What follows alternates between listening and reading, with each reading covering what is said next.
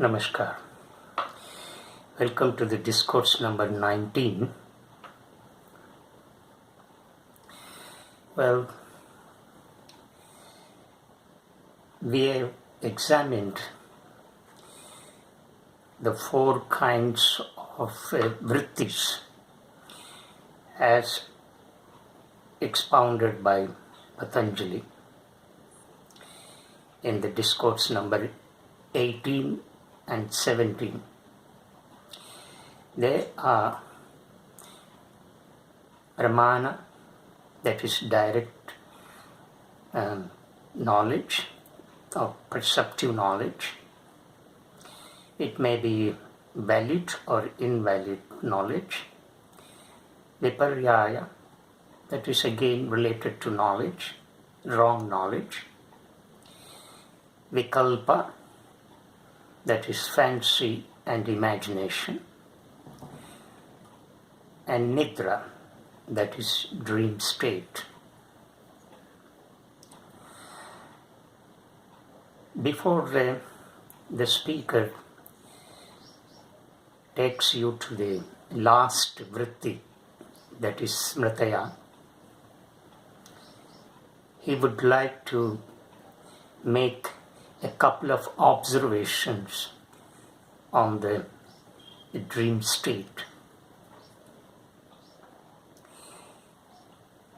We have learned that in the wakeful state, we are completely conscious. Our sense organs are active. Therefore, we pass through series of experiences. All these series of experiences get recognized and recorded in the subconscious state of our mind in the form of impressions, say subliminal impressions, called as samskaras in Sanskrit.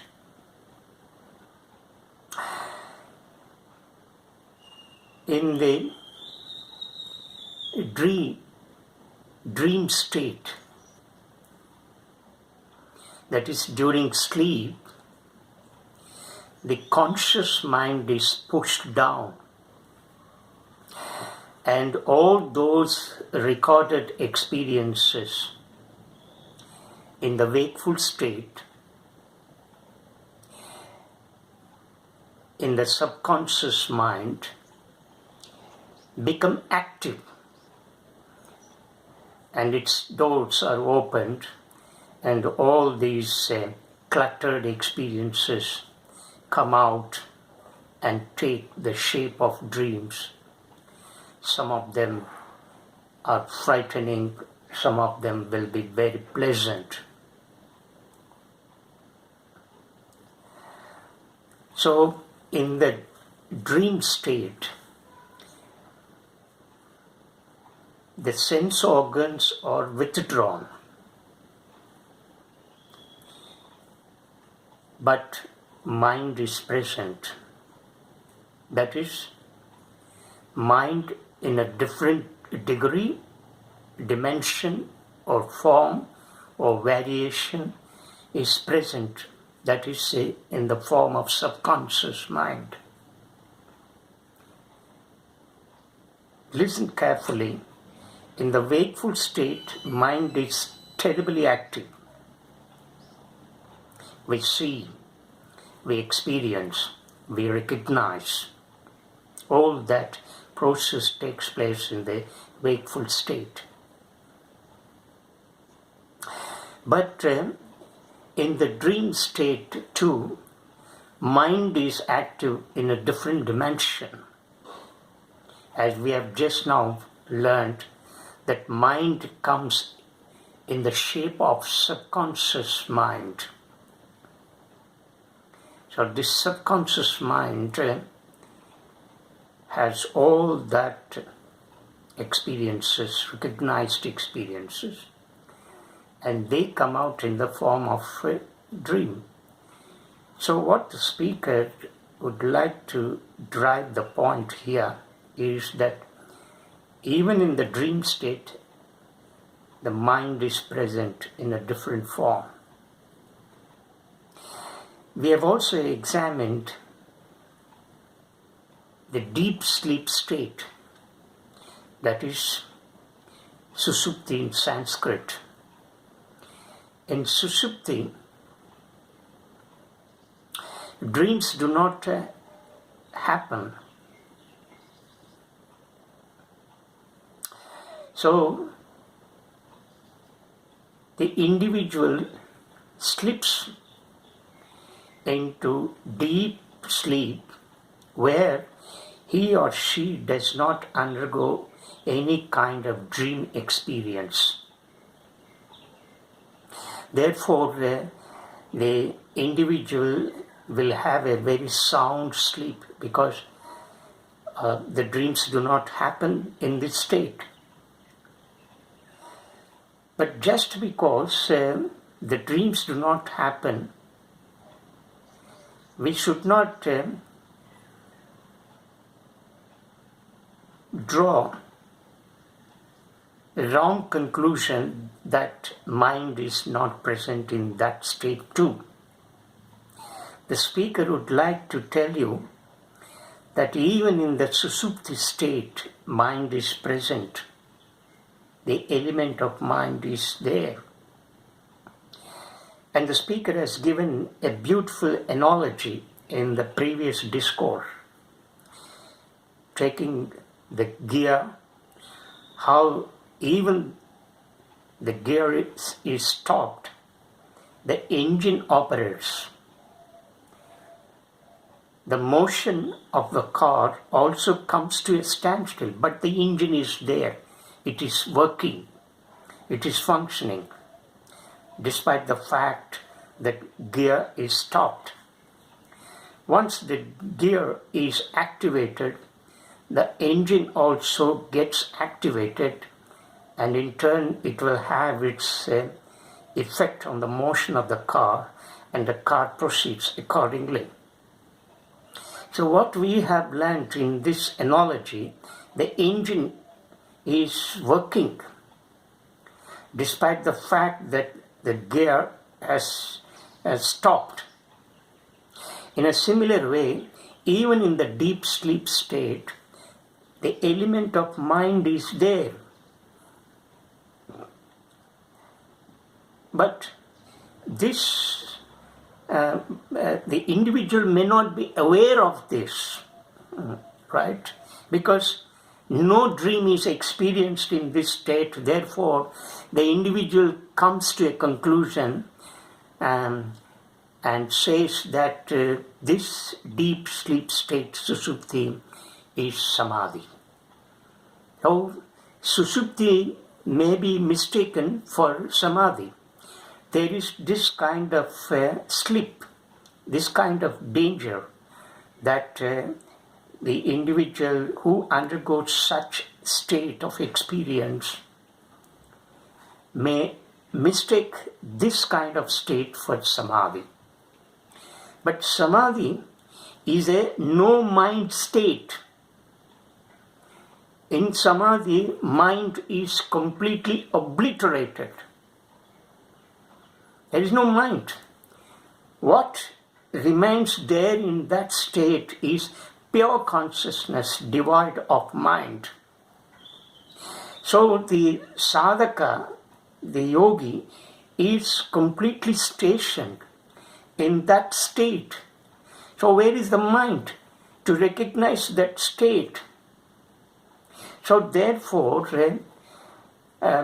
sometimes we may tend to mistake the Susupti state for samadhi. But the speaker would like to tell you that Susupti is an entry point for samadhi.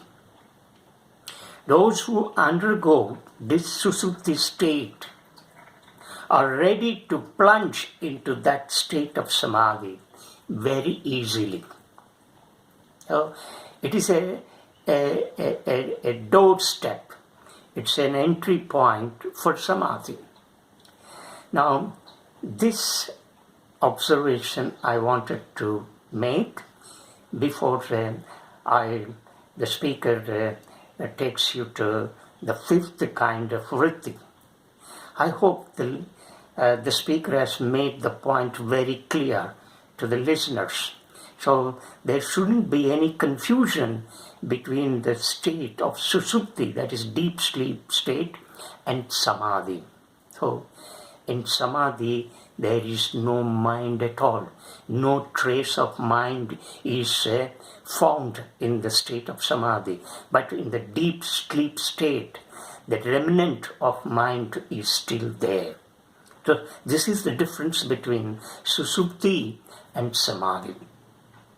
Now, the fifth kind of vritti Patanjali brings out in that sutra is Smrtaya. Now, Smrtaya means memory. Now, memory, the speaker has already extensively explained about in his previous discourses. However, to recall, he would like to throw a little light on it. Now, memory is again a state where all the recorded experiences are stored in the form of impressions, in the form of subliminal impressions.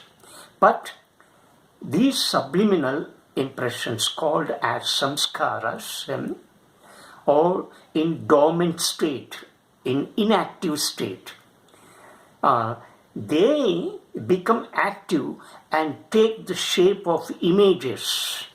When these subliminal impressions become active and take the shape of images, then they form vrittis. So the memory becomes a chitta vritti only when the subliminal impressions become active and take the shape of mental images. So this is the function of smriti. So and this causes vibration, or this memory becomes chitta vritti only when the subliminal impressions stored in the memory become active and take the shape of mental images. So these are the 5 kinds of vrittis that Patanjali has expounded in this sutra. Now, to repeat, one is pramana, that is right knowledge. Second is viparyaya, wrong knowledge. Third is vikalpa, that is fancy or imagination. Fourth is nirodhah, that is the dream state. And fifth is smrtaya, that is memory. So this is the way how Patanjali has explained what exactly mind is. I hope the listeners have understood now what mind is, what is its nature, how it is conceived or understood. So mind is understood in relation to all these 5 dimensions. So remove all these 5 aspects, there is no mind at all.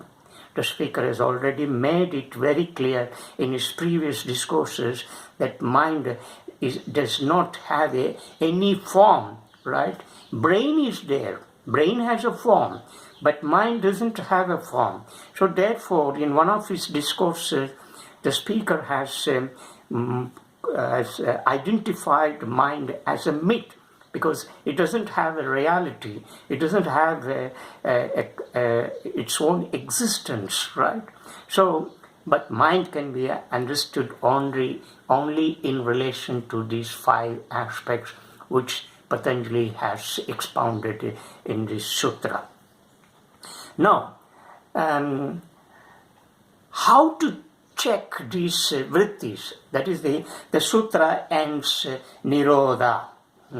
Chitta vritti nirodha yoga. That is, Nirodha is another key word in this sutra. Look at how this sutra contains only 4 Sanskrit words, but each Sanskrit verse is pregnant with a tremendous meaning. Now, how will we get this meaning? It's not by simply reading these sutras and taking the literal meaning we get into that spirit of yoga. Absolutely not. We need to dwell deeply into it. For that, we need a deep insight.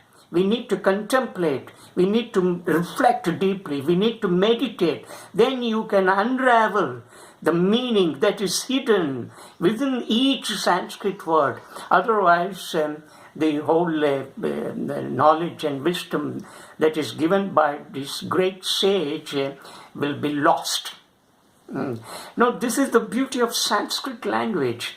Now, I don't think any other language in the whole world has this kind of element, this kind of beauty, this kind of condensing the meaning in 1 or 2 words or in a very crispy sentence, precise sentence.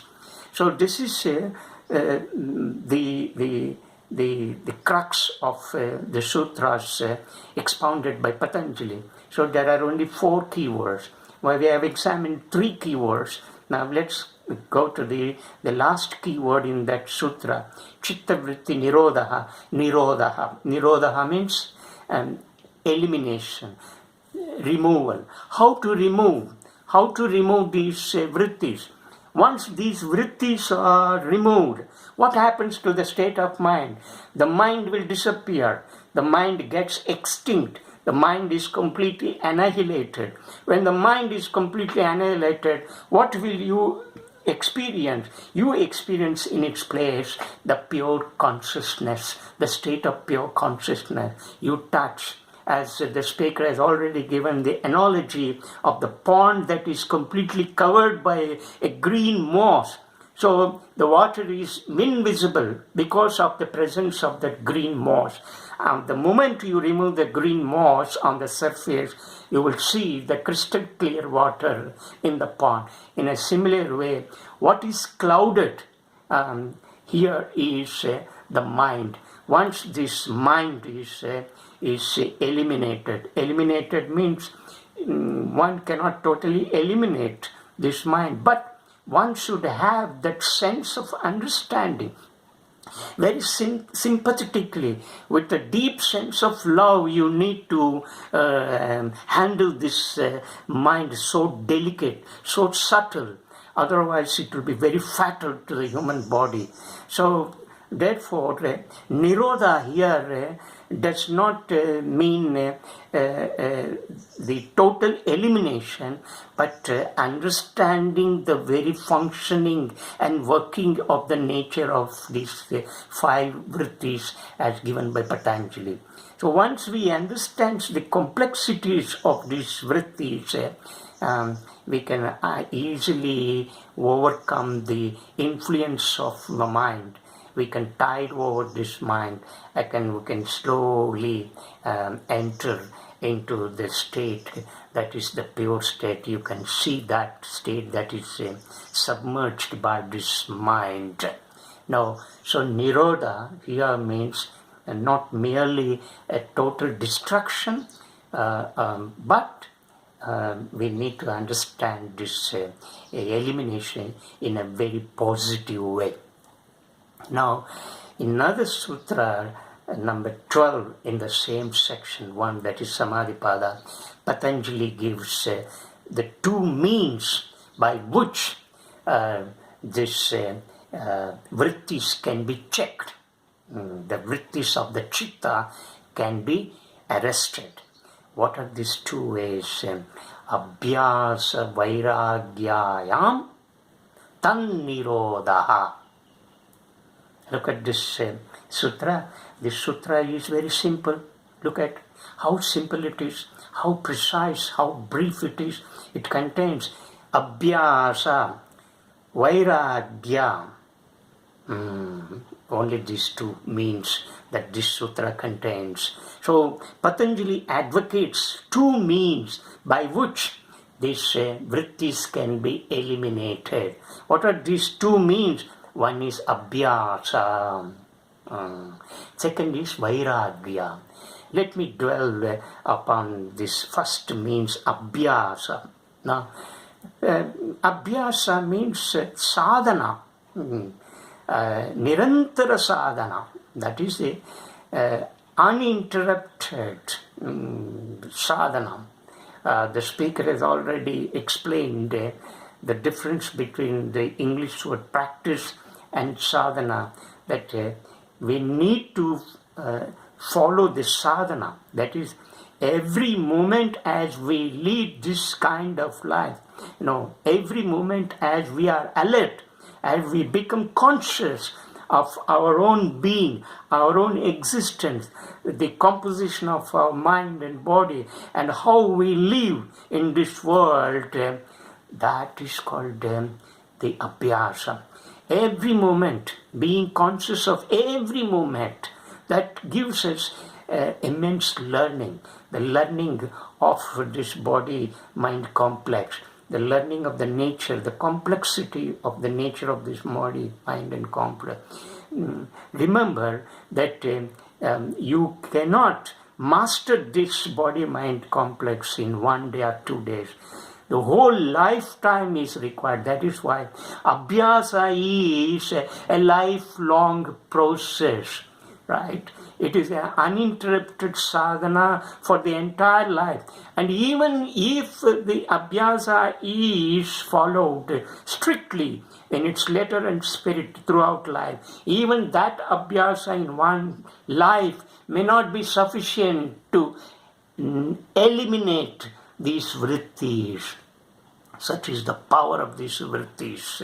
So, Abhyasa of one life after another life, that is, Abhyasa of this life may be carried to another life, and in one life, all these Abhyasa, the Abhyasa of different lives that have gone before, will get fructified, right? And that will get bloomed. So that is the power of this Abhyasa. That is the implication, implied meaning of this word Abhyasa. Now, Abhyasa, well, we have hundreds and hundreds of sects in this world. Each sect is giving its own practice, its own belief, its own technique, right? But what makes the difference between these hundreds of sects that are existing in the world and that of yoga propounded by Patanjali? Patanjali's yoga is a science of experience. It is an experimental science. It is nothing to do with a kind of technique. And where there is a technique, you do with the technique for a certain time, and you fed up with the technique, and you come out of it and switch over to another technique. This is what happens in the technique that is given by each sect and belief in the world. But Patanjali's yogic science does not offer any technique. It's not a technique. No, it's a way of life. Yoga is a way of life. It is a constant living, right? Constant living and constant watching, constant understanding of the mechanism of this body-mind complex. So that is why the speaker has called Patanjali's yoga as an experimental science. So we will stop here, and I will throw more light on the Abhyasa and Vairagya in my next discourse. Namaskar.